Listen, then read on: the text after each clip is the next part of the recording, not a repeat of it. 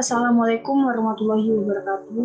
Perkenalkan, nama saya Irma Riviana dengan NIM 19086029. Baiklah, di sini saya akan menyelesaikan tugas dari mata kuliah Strategi Pembelajaran dalam PJOK.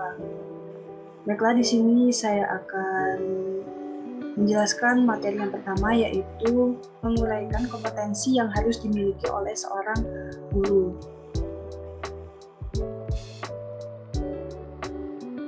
Guru yang profesional itu seperti apa sih? Jadi, seorang guru dikatakan sebagai guru profesional jika menguasai 4 standar kompetensi.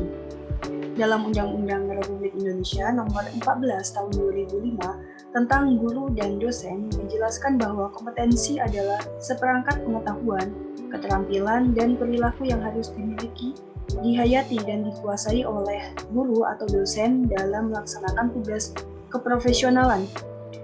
Nah, 4 standar kompetensi profesional guru itu meliputi kompetensi pedagogik, kompetensi kepribadian, kompetensi profesional, dan kompetensi sosial. Standar kompetensi yang pertama yang wajib dimiliki oleh seorang guru adalah kompetensi pedagogik. Kompetensi pedagogik adalah kemampuan atau keterampilan seorang guru dalam mengelola suatu proses pembelajaran atau interaksi belajar mengajar dengan peserta didik. Nah, terdapat aspek dan indikator kompetensi pedagogik guru. Ada 7 poin, yaitu yang pertama ada karakteristik para peserta didik, yang kedua teori belajar dan prinsip pembelajaran yang mendidik, yang ketiga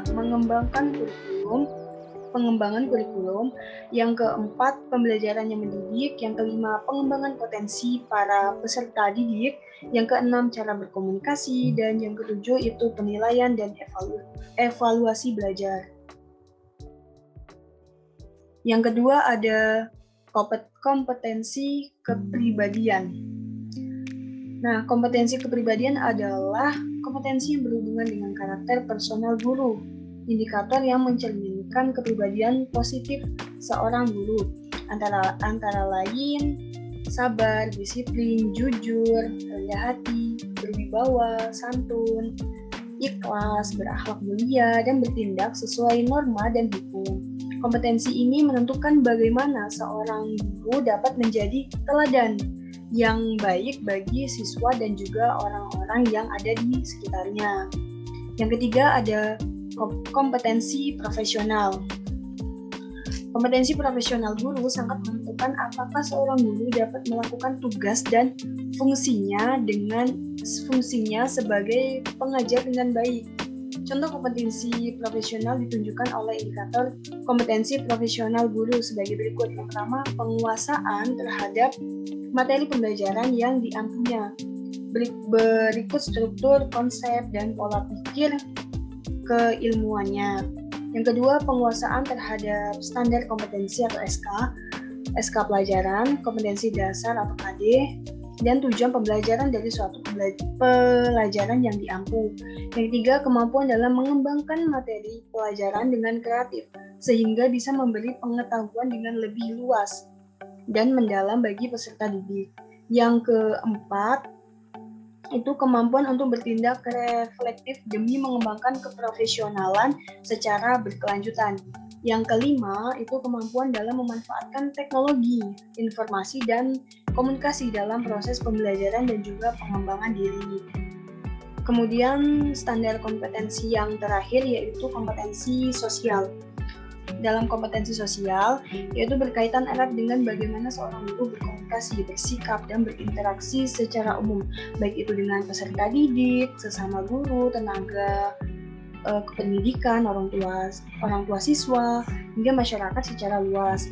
4 indikator yang dapat menunjukkan kompetensi sosial guru adalah sebagai berikut. Yang pertama, kemampuan bersikap inklusif, objektif, dan tidak melakukan diskriminasi terkait latar belakang seseorang, baik itu berkaitan dengan kondisi fisik, status sosial, jenis kelamin, ras, latar belakang keluarga, dan lain sebagainya. Yang kedua, kemampuan dalam berkomunikasi dengan efektif, menggunakan bahasa yang santun dan penuh empati. Yang ketiga, kemampuan berkomunikasi baik secara lisan maupun tulisan. Yang keempat, kemampuan dalam beradaptasi, dan menjalankan tugas sebagai guru di berbagai lingkungan dengan bermacam-macam ciri sosial budaya masing-masing. Nah, dari keempat standar kompetensi guru yang telah dibahas dapat dirangkum indikator profesionalisme guru ke dalam kriteria guru profesional adalah sebagai berikut. Yang pertama, berakhlak dan berbudi pekerti yang luhur sehingga mampu memberikan contoh atau tauladan yang baik kepada siswa.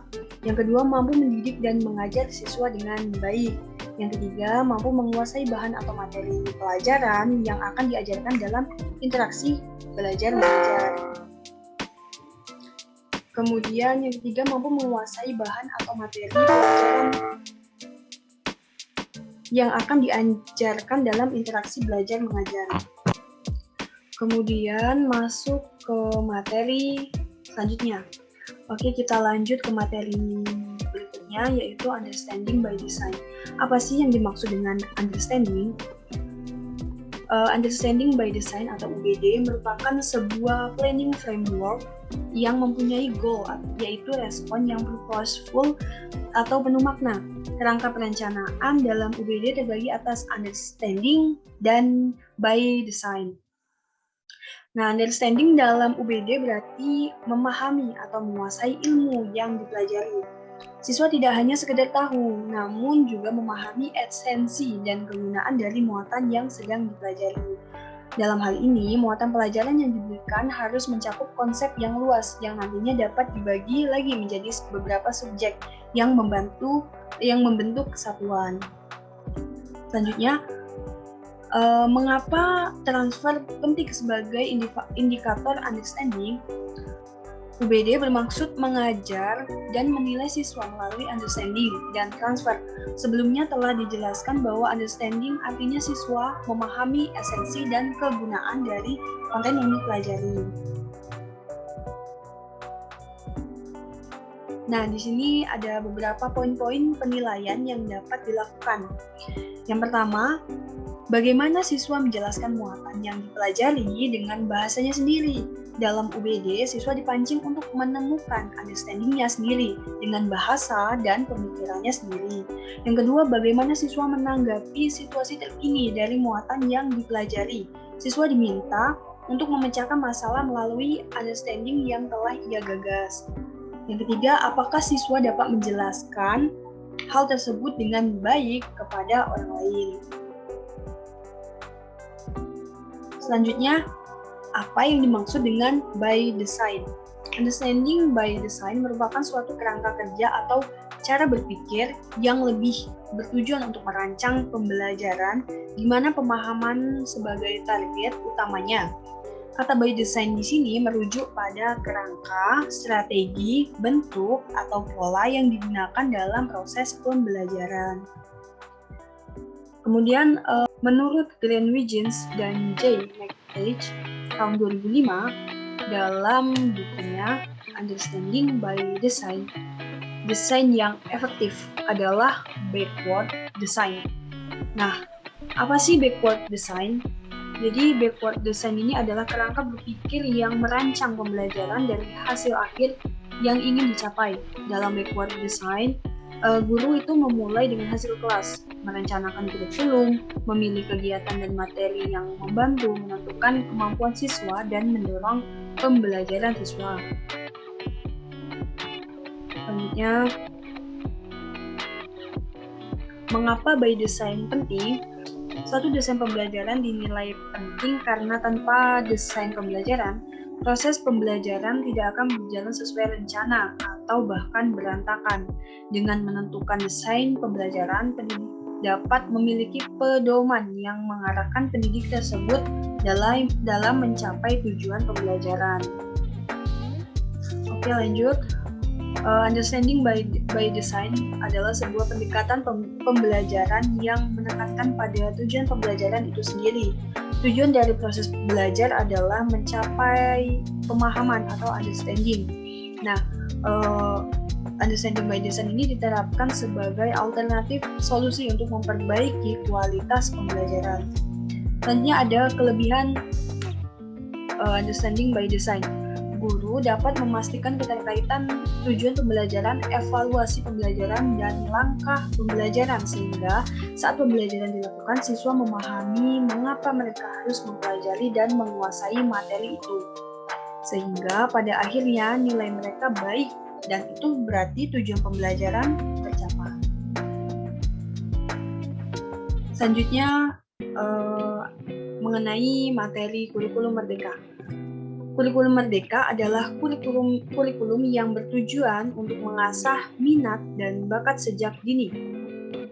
Kurikulum merdeka dikembangkan sebagai kerangka yang lebih fleksibel, sekaligus berfokus pada materi esensial dan pengembangan karakter dan kompetensi peserta didik. Guru nantinya dapat mengajar sesuai tahap capaian dan perkembangan peserta didik. Terdapat 4 kerangka kurikulum merdeka. Yang pertama ada profil pelajar Pancasila, yang kedua capaian pembelajaran, yang ketiga struktur kurikulum, dan yang keempat prinsip pembelajaran dan asesmen. Ini sebagai kurikulum yang diharapkan untuk diimplementasikan di satuan pendidikan dan di kelas. Profil pelajar Pancasila sebagai sintesis dari tujuan pendidikan nasional, visi dari pendidikan dan pengembangan sumber daya manusia Indonesia yang termuat dalam pembukaan Undang-Undang Dasar 1945, Pancasila, serta pandangan para pendiri bangsa. Sementara ketiga komponen lainnya merupakan turunan dari kebijakan yang lebih besar, yaitu tujuan pendidikan nasional yang telah ditetapkan dalam Undang-Undang Nomor 20 Tahun 2003 dan diterjemahkan sebagai profil pelajar Pancasila, dan juga turunan dari standar nasional pendidikan, khususnya standar kompetensi lulusan, standar isi, standar proses, dan standar penilaian. Pada umumnya, guru membuat desain pembelajaran dengan tujuan pembelajaran, kemudian langkah pembelajaran yang terakhir adalah evaluasi. Ada sebuah langkah understanding by design ini diterapkan untuk salah satu alternatif desain untuk memperbaiki kualitas pembelajaran dengan mengkaitkan ketiga komponen dengan cara membalik urutan atau backward design, yaitu dengan membuat tujuan pembelajaran terlebih dahulu, kemudian membuat soal evaluasi, dan yang terakhir membuat langkah pembelajaran.